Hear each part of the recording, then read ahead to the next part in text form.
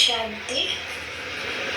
आज की मुरली 15 तारीख की। बाबा कहते हैं, मीठे बच्चे, कोई सोई हुई तकदीर को जगाने का साधन है पढ़ाई।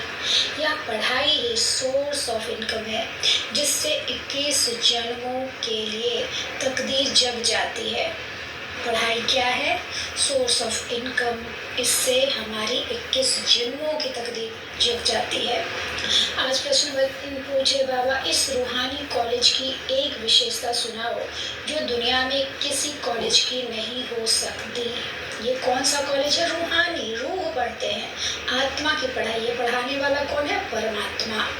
तो इसकी क्या विशेषता है जो दुनिया से अलग है, दुनियावी कॉलेज में नहीं पढ़ाई जाती? उत्तर पूछते बाबा, उत्तर बताते, यही एक कॉलेज है जहाँ कोई मनुष्य गुरु, टीचर नहीं है। स्वयं निराकार भगवान टीचर बनकर पढ़ाते हैं। मनुष्य, क्या बाबा कह रहे हैं, गुरु टीचर नहीं है, निराकार परमात्मा आकर पढ़ाते हैं।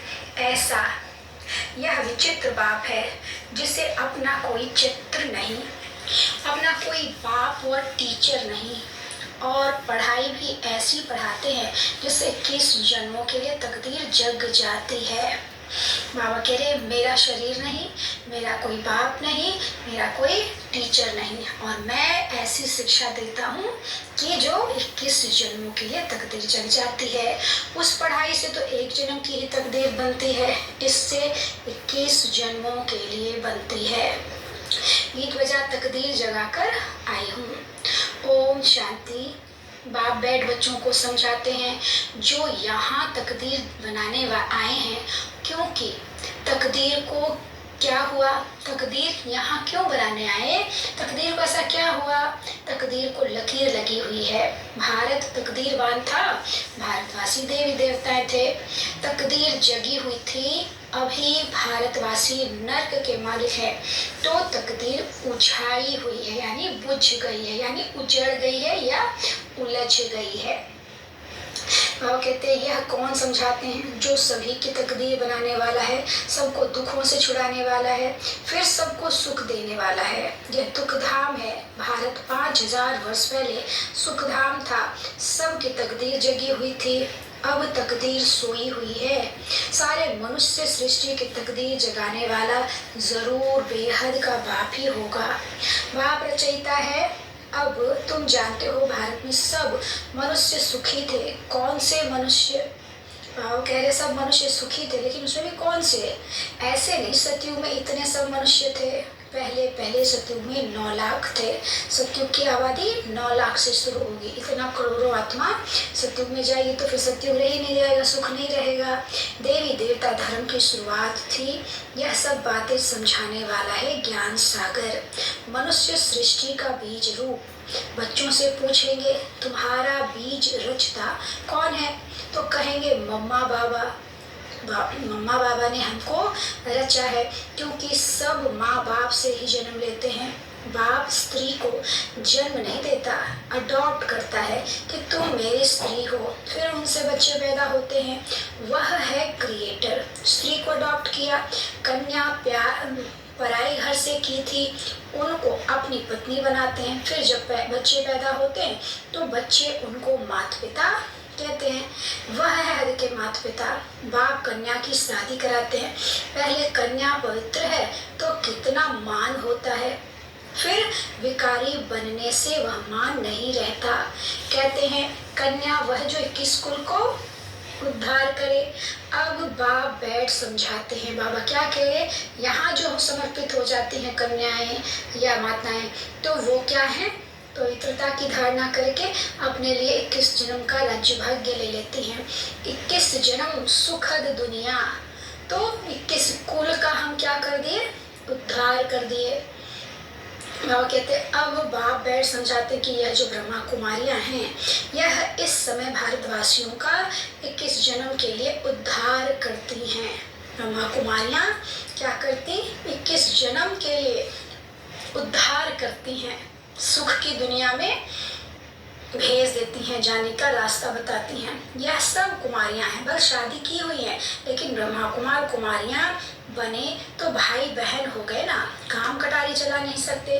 पवित्रता का मान तो है ना, सन्यासी पवित्र बनते हैं, उनका भी मान है ना। भारत में पवित्रता थी तो भारत सदा सुखी था, संपूर्ण निर्विकारी था। मंदिरों में जाकर गाते हैं आप सर्वगुण संपन्न संपूर्ण अहिंसक, तो तुम्हारा वास्तव में हिंदू धर्म नहीं है। हम गाते क्या है, देवी देवताओं की गायन करते, गुणगान करते हैं। तो बाबा कहते हैं कि जिस धर्म के होते हैं वो धर्म, ऐसे हिंदुस्तान के हैं तो हिंदू धर्म नहीं कहलाएगा, वो तो हम वहाँ के रहने वाले हो गए। ऐसे ही यूरोप में भी रहने वाले अपने आप को क्रिश्चियन कहेंगे, यूरोपियन नहीं कहेंगे। हम कहाँ कौन सा धर्म के हैं, आदि सनातन देवी देवता धर्म के। बाबा कहते हैं हिंदुस्तान में रहने वालों को हिंदू धर्म नहीं है, धर्म तो और होना चाहिए ना। बाप समझाते जो देवी देवता धर्म वाले थे वही अपने को हिंदू कहलाते हैं, क्योंकि अपने धर्म को भूल गए हैं। हिंदू कोई आदि सनातन धर्म नहीं है। क्रिश्चियन लोग क्राइस्ट को मानते हैं क्योंकि उन्होंने क्रिश्चियन धर्म स्थापन किया। यहाँ तो किसको भी ये पता नहीं कि हम किस धर्म के हैं। कोई सिख धर्म वाला होगा तो बाप बताएगा कि हम सिख धर्म का हूँ। सिख धर्म किसने स्थापन किया, तो कहेंगे गुरु नानक ने स्थापन किया। उन्होंने यह धर्म कैसे स्थापन किया, यह फिर तुम जानते हो। कोई भी पतित आत्मा धर्म स्थापन कर ना सके। ये बहुत गुह्य बात है समझने की कि पतित आत्मा के शरीर में पवित्र आत्मा, शिव बाबा में ब्रह्मा बाबा तो पतित था, तो उनके शरीर में आकर प्रवेश कर और फिर धर्म की स्थापना की, आदि सनातन देवी देवता धर्म की स्थापना की। ऐसे ही क्राइस्ट के शरीर में भी पवित्र आत्मा ने आकर क्रिश्चियन धर्म की स्थापना की। क्यों? क्योंकि सतयुग त्रेता ही संपूर्ण पवित्र दुनिया थी। उसके बाद द्वापर से देहभान में आने के बाद अपवित्रता शुरू हो गई, काम विकार शुरू हुआ, और काम विकार से जन्मी हुई आत्मा पवित्र धर्म की स्थापना नहीं कर सकती। हाँ, उस शरीर के द्वारा पवित्र आत्मा प्रवेश कर धर्म की स्थापना करते, चाहे जीसस क्राइस्ट हो, चाहे गुरु नानक हो, चाहे मोहम्मद साहब हो, कोई भी हो। लेकिन है तो विकारी शरीर, द्वापर के बाद तो शरीर विकारी होने लगता है, विकार से पैदा हुआ। तो बाबा ये समझा रहे हैं कि जब भी धर्म की स्थापना होती है तो धर्म स्थापक जिस शरीर का आधार लेते हैं वो तो अपवित्र होता है, लेकिन जो आत्मा होती है वो बिल्कुल नई सतो प्रधान होती है, पवित्र होती है। बाबा क्या कहते हैं, या फिर तुम जानते हो कोई भी पतित आत्मा धर्म स्थापन कर ना सके। जो जो धर्म स्थापक होते हैं वो पहले पवित्र होते हैं, फिर अपवित्र शरीर में प्रवेश कर धर्म स्थापन करते हैं। जैसे गुरु नानक को तो बच्चे आदि थे, फिर उनमें पवित्र आत्मा ने प्रवेश कर सिख धर्म की स्थापना की। या ब्रह्मा का भी पतित शरीर है तो उनमें ज्ञान सागर पाप आए हैं। तुम जानते हो हमारा वह बाप है, यह आत्मा कहती है अब तुम्हें आत्माभिमानी बनना है। कैसे हम पवित्र बनेंगे, तो आत्माभिमानी बनने से। देह में आत्मा रहती है, जैसे कोई कहते हैं ना मैं मर्चेंट हूँ, या आत्मा ने इस ऑर्गन्स द्वारा कहा। आत्मा कहती है मैंने 84 जन्म पूरे किए। बाप बैठ समझाते मैं हूँ ही, मैं भी हूँ आत्मा का पिता, मैं ही हूँ तुम सब आत्मा का पिता। मेरा अवतरण भारत में होता है, मुझे अपना शरीर नहीं है। ब्रह्मा विष्णु शंकर को भी अपना सूक्ष्म शरीर है। मेरा अवतरण भारत में होता है, यादगार में शिवलिंग दिखाते हैं, लेकिन मेरा कोई इतना बड़ा रूप नहीं है। मैं हूँ स्टार, जैसे आत्मा स्टार है ना, आत्मा कोई बहुत बड़ी नहीं होती, चमकता है भ्रिकुटी में एक अजब सितारा।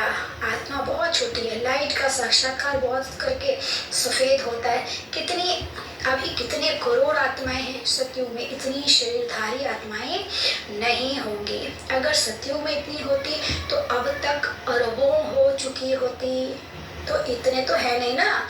तो बाबा कहते हैं सतयुग की आबादी 9 लाख से शुरू होकर त्रेता लास्ट तक 33 करोड़ होती है। बाबा कहते तुम बच्चे जानते हो कि यह कोई साधु सन्यासी नहीं है। तो बाप समझाते बाबा कोई साधु सन्यासी नहीं है, पिता बनकर ज्ञान सागर बनकर ज्ञान देता है, टीचर शिक्षक सदगुरु के रूप में। इस बाप को कोई बाप नहीं, ब्रह्मा विष्णु शंकर का भी बाप है, श्री कृष्ण का भी बाप था, बेहद का बाप कहते हैं मेरा कोई बाप नहीं, न टीचर है। सतयुग में भी बच्चे राज विद्या पढ़ने स्कूल में जाएंगे, टीचर होगा, हमारा कोई टीचर नहीं है। मैं तुमको राजयोग की शिक्षा देता हूँ, मैं कोई राजा महाराजा नहीं बनूंगा, तुम बच्चे बनेंगे। पूज्य श्री लक्ष्मी श्री नारायण थे, सतयुग में राज्य करते थे। यह निराकार बाप इस शरीर में विराजमान हो पढ़ाते हैं आत्माओं को। इसको पढ़ाते बाबा, आत्माओं को। हम आत्माएं पढ़ती हैं, वह है ज्ञान सागर, शांति का सागर। बाप कहते हैं मैं तुमको अपना वर्षा देता हूँ 21 जन्मों के लिए, और वो भी सतयुग में सुख शांति का। कहाँ देते हैं बाबा? सतयुग में तुम सुख शांति वाले थे, रावण भूत वहाँ नहीं होता है। बाबा क्या कहते? तुम माता पिता, तुम गाते हो, तुम माता पिता हम बालक तेरे, अब सम्मुख आकर बच्चे बने हो। बाप है विचित्र, मतलब बिना शरीर के उनका कोई चित्र नहीं, परंतु चित्र के आधार पर, आधार के बगैर शिक्षा दे न सके। बिना शरीर का आधार लिए बाबा शिक्षा नहीं दे सकते। इसलिए कहते हैं मैं इस शरीर का आधार लेता हूँ, ब्रह्मा के शरीर का शिव बाबा आधार लेता है। इन द्वारा तुमको पढ़ाता हूँ, तुम जानते हो हमको। क्या जानते हैं हम? बाबा क्या पढ़ा रहे हैं हमको? भगवान पढ़ाकर, हमको कोई मनुष्य गुरु टीचर नहीं पढ़ाते हैं, भगवान पढ़ाते हैं। लिखा हुआ है भगवान वाच, वह है निराकार। ब्रह्मा देवताय नमः, विष्णु देवताय नमः कहा जाता है। ब्रह्मा भगवान नहीं कहेंगे क्योंकि वह है सूक्ष्म वतनवासी। देवताएं हैं रचना, उनसे कोई वर्षा नहीं मिल सकती। बहुत क्लियर करके समझा रहे बाबा, और समझना भी चाहिए। बाबा की रचना है देवी देवताएं भी भगवान की, और भगवान निराकार परम धाम में रहने वाला, उसके अलावा कोई नहीं। बाबा कहते सन्यासी हैं ही निवृत्ति मार्ग, सतयुग में तो प्रवृत्ति मार्ग में पवित्र देवी देवताएं थे। अब मैं फिर आया हूँ पतितों को पावन बनाने। जितना याद करेंगे उतना विकर्म विनाश होंगे। आत्मा ही पतित होती है, जैसे सोने में खाद पड़ती है फिर जेवर खाद वाला बनता है, आत्मा में भी खाद पड़ती है तो आयरन एजेड बन जाती है। आत्मा जितनी मैली होती जाएगी, विकारों से भरती जाएगी, तो वो तमो प्रधान होती जाएगी, यानी आयरन एजेड बनती जाती है। बाबा कहते तुम क्या थे? पहले घोड़े अर्थात सुंदर थे, फिर 84 जन्म लेते लेते श्याम अर्थात सांवरे बने हो, इसलिए कृष्ण को श्याम सुंदर कहते हैं। एक की तो बात नहीं, सारी राजधानी गोरी यानी सुंदर थी, अब श्याम बन गई है। आत्मा और शरीर दोनों ही गोरी यानी अभी आत्मा और शरीर दोनों ही रोगी बन गए हैं। तुम जानते हो हम 100 पूज्य देवी देवता थे, माया ने पूज्य से पुजारी बनाया। देवी देवता धर्म वाले धर्म भ्रष्ट और कर्म भ्रष्ट हो गए। क्यों? क्योंकि हम अपना सब कुछ भूल गए।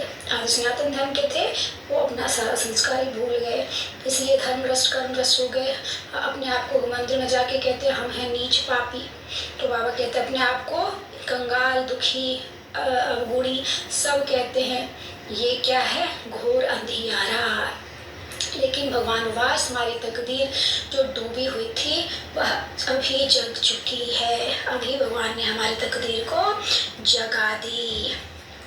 तो शिव बाबा की आत्मा इसमें यानी दोनों हैं, इसमें है यानी दोनों हैं निराकार या साकार। फादर भी है तो मदर भी है। ब्रह्मा बाबा फादर भी है, मदर भी है। पालना करने वाला फादर और जन्म देने वाला मदर, इनसे तुमको अडॉप्ट करते हैं। अच्छा, मीठे मीठे सिकिलते बच्चों प्रति माता पिता बाप दादा का याद प्यार और गुड मॉर्निंग। रूहानी बाप के रूहानी बच्चों को नमस्ते। हम रूहानी बच्चों की हनी माता पिता बाप दादा को याद प्यार गुड मॉर्निंग और नमस्ते बाबा नमस्ते। शुक्रिया बाबा शुक्रिया। हमें धारणा के लिए मुख्य सार, पहला पढ़ाई पर पूरा ध्यान देकर 21 जन्मों के लिए अपनी तकदीर बनानी है। एक बाप की मत पर चल अपना खाना आबाद करना है। दूसरा आत्माभिमानी बनना है। याद की यात्रा से आत्मा को संपूर्ण पावन बनाना है। वरदान, सदा अपने आप में शुभ उम्मीदें रख। दिल सा बनने वाले बड़े दिल फ्राक दिल भव। सदैव अपने में शुभ उम्मीदें रखो, कभी भी नाउम्मीद नहीं बनो। जैसे बाप ने हर बच्चे में शुभ उम्मीदें रखी, कोई कैसे भी है, बाप लास्ट नंबर से भी कभी दिल से कस नहीं बने, सदा ही उम्मीद रखी। तो आप भी अपने से, दूसरों से, सेवा से कभी नाउम्मीद दिल से कस नहीं बनो। दिल साह बनो। साह माना फ्राक दिल, सदा बड़ी दिल। कोई भी कमजोर संस्कार धारण नहीं करो। नॉलेजफुल बन, माया के भिन्न भिन्न रूप को परख कर विजयी बनो। स्लोगन, आप और बाप दोनों ऐसा कंबाइंड हो जो तीसरा कोई अलग कर ना सके। अच्छा, ओम शांति।